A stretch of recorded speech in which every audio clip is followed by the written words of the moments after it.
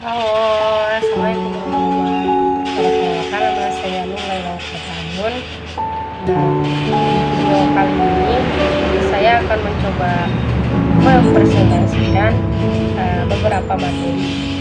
Nah, materi yang pertama akan saya jelaskan terlebih dahulu, yaitu terkait perniagaan Rasulullah SAW dengan harta Khadijah dan pernikahannya. Nah, Khadijah ini adalah seorang pedagang yang mulia dan kaya raya. Beliau sering mengirim orang kepercayaannya untuk berdagang. Nah, suatu ketika Khadijah ini mendengar tentang kejujuran Nabi Shallallahu Alaihi Wasallam dan kemuliaannya, dan kemuliaan akhlaknya. Dan kemudian Khadijah mencoba memberikan amanat kepada Nabi Muhammad SAW dengan membawakan dagangannya ke Syam.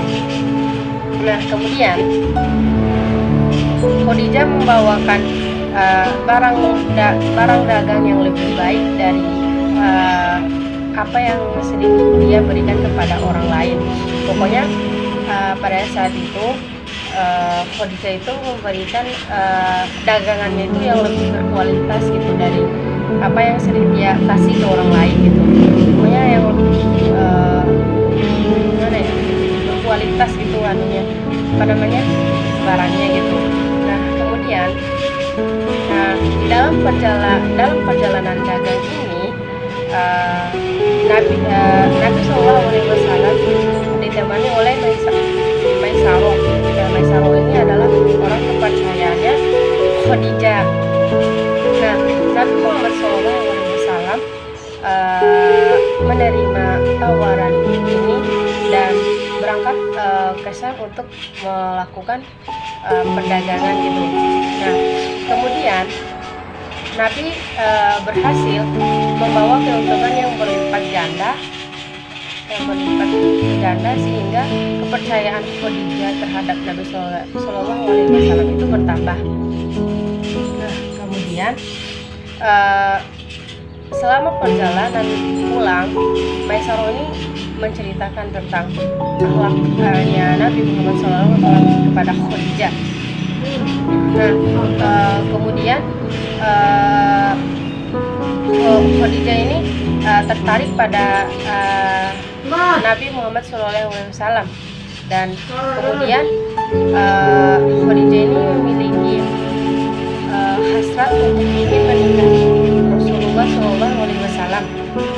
Nah, setelah itu Khadijah menyampaikan keinginannya untuk menikahi Rasulullah SAW. Nah, kemudian Nabi SAW menyampaikannya kepada paman-pamannya, dan setelah itu mereka meminang Khadijah untuk Nabi SAW. Nah, pada saat mereka menikah itu Nabi berusia 25 tahun, kemudian Khadijah itu berumur 40 tahun. Nah, sebelum menikah dengan Nabi SAW, Khadijah itu sudah menikah 2 kali, yaitu yang pertama dengan Atik bin As At-Tamimi, dan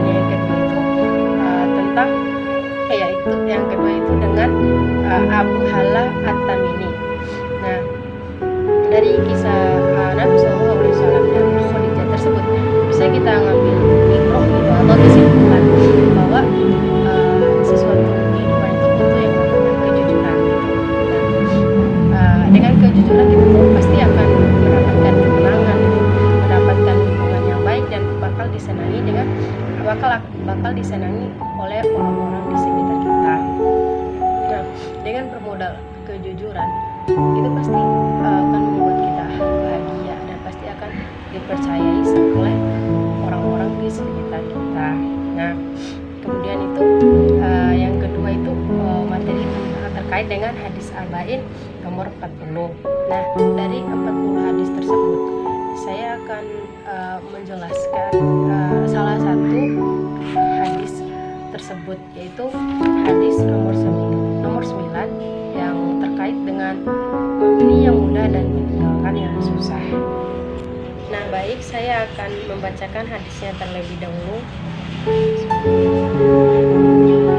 An Abi Hurairah Abdurrahman bin Sukhrin radhiyallahu anhu qala sami'tu Rasulullah sallallahu alaihi wasallam yaqulu ma nahaitukum anhu fastanibuhu wa ma amartukum fa'tu minhu mastata'tum fa innama ahlakal ladzina min qablikum kasratu masailihim wahtilafum ala anbiya'ihim rawahul Bukhari wa Muslim. Nah, arti dari hadis tersebut itu Abu Hurairah Abdurrahman bin Sukhrin radhiyallahu anhu berkata, aku mendengar Rasulullah sallallahu alaihi wasallam berkata, apa yang kularang jauhilah, dan apa yang kuperintah laksanakanlah semampu kalian. Nah, sesungguhnya yang membinasakan umat-umat sebelum kalian adalah bertanya dan berselisih dengan nabi mereka. Rawahul Bukhari wa Muslim. Nah, dari hadis tersebut kita mendapatkan urgensinya gitu. Nah, dari beberapa ulama mengatakan bahwa hadis ini sangat penting gitu, karenanya layak untuk dihafal dan dikaji. Nah, Imam Nawawi juga berkata bahwa hadis ini merupakan dasar-dasar yang sangat penting dan merupakan jawami'ul kalim, ucapan yang singkat dan padat gitu. Nah, yang hanya dimiliki oleh Rasulullah Sallallahu Alaihi Wasallam. Nah, di dalamnya mencakup berbagai hukum yang jumlahnya tidak terbatas. Nah, Ibnu Hajar Al-Hitami juga berkata bahwa ini adalah hadis yang sangat penting dan merupakan dasar agama dan rukun Islam, maka patut dihafal dan diperhatikan. Nah, kemudian yang menjadikan hadis ini sangat penting yaitu perintah untuk senantiasa berkomitmen dengan syariat Allah Subhanahu wa taala, baik yang berupa larangan maupun perintah. Nah, tanpa unsur penambahan ataupun kekurangannya.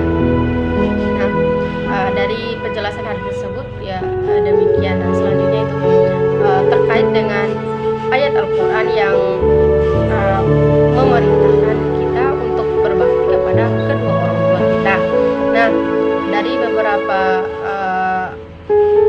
surat dalam Al-Quran, saya mengambil pada surat Al-Isra. Nah, di mana letak ayat tersebut terletak pada Quran surat Al-Isra ayat 23.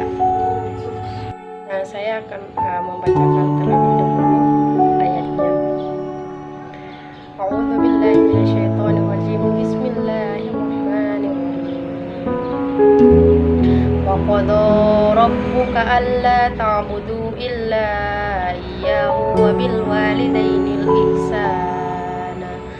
Imma yablughanna 'indakal kibara ahaduhuma aw kilahuma fala taqul lahuma uffin wa la tanharhuma wa qul lahuma qawlan karima. Yang artinya, dan Tuhanmu telah memerintahkan kamu agar kamu jangan menyembah selain Dia, dan hendaklah berbuat baik kepada ibu bapak. Jika salah seorang di antaranya atau keduanya usia lanjut dalam pemeliharaanmu, maka jangan sekali-sekali engkau mengatakan perkataan ucapkan, dan janganlah engkau membentak keduanya, dan ucapkanlah kepada keduanya perkataan yang baik. Quran surat Al-Isra surat ke-17 ayat ke-23. Nah, dari ayat tersebut kita bisa ngambil hikmahnya bahwa kita itu harus selalu berbakti kepada kedua orang tua kita. Karena apa? Ridhonya Allah itu tergantung pada ridhonya orang tua kita gitu. Nah, kita nggak bisa sukses itu bisa sampai sekarang itu karena kedua orang tua kita gitu. Nah, orang tua ibu yang melahirkan kita dan yang membesarkan kita, menyusui kita hingga kita jadi seperti sekarang ini. Kita sebagai anak itu pasti membutuhkan yang namanya restu kedua orang tua kita gitu. Nah, supaya apa? Supaya apa yang kita jalani itu berjalan dengan baik dengan adanya restu kedua orang tua gitu. Nah, tanpa adanya restu orang tua tuh kita kayak nggak bakal bisa yang namanya ada keberhasilan gitu. Walaupun terkadang ada gitu yang sukses walaupun dia tidak berbakti kepada orang tuanya, tapi itu bukan yang namanya ini bukan sih untuk dia gitu. Itu adalah salah satu bentuk yang namanya ujian yang dikasih sama Allah itu kayak gini, apakah dia setelah mendapatkan kenikmatan itu apakah dia bisa berubah gitu untuk berbakti kepada orang tuanya atau tidak. Nah, justru kita yang mendapatkan restu kepada kedua orang tua, kita tuh pasti suatu saat nanti tuh pasti akan membuahkan hasil yang baik gitu. Pasti kita akan sukses nanti. Karena apa? Karena adanya ridho orang tua, adanya restu dari orang tua, doa-doanya dari orang tua, kita pasti akan menuju yang namanya keberhasilan. Jadi kita sebagai kita tuh harus tetap berbakti kepada orang tua, membuat orang tua kita bahagia. Nah, misalnya kita walaupun belum ada cukup harta ataupun apa gitu yang misalnya menaiki haji orang tua ataupun membantu orang tua gitu, kita kan belum cukup uang gitu karena kita masih sekolah. Nah, kita bisa ngasih kebahagiaan orang tua itu dengan cara kita bikin orang tua kita tuh bahagia, senyum dengan kelakuan kita gitu. Nah, jadi kebahagiaan juga bukan bisa diukur dengan yang namanya harta gitu, karena kebahagiaan itu sederhana gitu, cukup dengan hal-hal yang sederhana pasti bisa menimbulkan yang namanya kebahagiaan. Nah, selanjutnya itu materi yang terakhir gitu, materi itu tentang hadis yang bermakna untuk pentingnya menuntut ilmu itu. Nah, di sini saya akan membacakan buku hadisnya. Man kharaja fi thalabul ilmi wa huwa fi sabilillah hatta yarji'a, yang artinya barang siapa yang keluar untuk menuntut ilmu maka ia berjalan maka ia berada di jalan Allah hingga ia pulang. Hadis riwayat Tirmidzi. Nah, dari hadis tersebut kita bisa mengambil kesimpulannya gitu atau hikmahnya aja.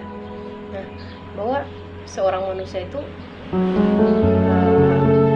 harus berbakti. Karena apa? Ilmu itu sangat penting dalam kehidupan. Orang yang tidak berilmu itu pasti bodoh. Cuman bodoh dalam artiannya orang yang tidak mau berusaha untuk mencari ilmu, maka dia itu benar-benar itu namanya orang yang bodoh. Nah, terkadang tuh banyak gitu isu-isu yang bilang gini, kenapa ilmu itu ada yang berlulus baik gitu.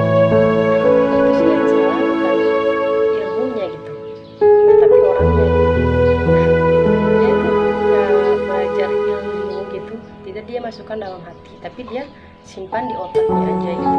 Nah, karena apa gitu? Karena pasti orang yang beradab itu pasti dia berilmu. Ya kan lucu gitu kalau orang yang berilmu tapi adabnya tidak bagus, ya kan aneh gitu ya. Kenapa? Ya ilmu yang dia pelajari, adab yang dia miliki sesuai dengan ilmu yang dia punya gitu. Jadi ya memang ilmu itu sangat penting dan wajib untuk dituntut oleh oleh umat manusia. Dengan ilmu juga kita bisa mendapatkan pahala. Kita seperti yang dalam hadis tersebut tadi, barang siapa yang keluar untuk menuntut ilmu, maka ia berada di jalan Allah hingga ia pulang. Nah, ketika dia berangkat untuk mencari ilmu dan dia menjadi seorang guru, nah dia balik ke kampungnya atau halamannya dan mengajarkan ilmu yang dia dapatkan tadi kepada orang-orang di sekitarnya. Nah, orang yang dia ajarkan tadi pasti akan menyebarkan ilmu yang dia dapatkan dari kamu sebelumnya kepada orang lain gitu. Jadi ilmu itu adalah amal yang tidak bakal terputus walaupun kamu sudah mati gitu. Pokoknya amal jariah gitu, walaupun kamu sudah mati dan amalnya itu tidak bakal bisa terputus gitu, karena itu bisa dinamakan dengan yang namanya sedekah jariah gitu. Jadi ya penting banget kita ilmu, mengajarkan kepada orang-orang yang masih awam pengetahuannya gitu ya. Pasti di situ juga kan kita akan mendapatkan juga yang namanya pahala dalam artian kita mengajarkan ilmu yang kita dapatkan kepada orang lain. Nah, sekian presentasi dari saya Nurul Tahayun. Mohon maaf apabila banyak kesalahan dalam dalam saya melakukan presentasi. Cukup sekian. Wassalamualaikum warahmatullahi wabarakatuh.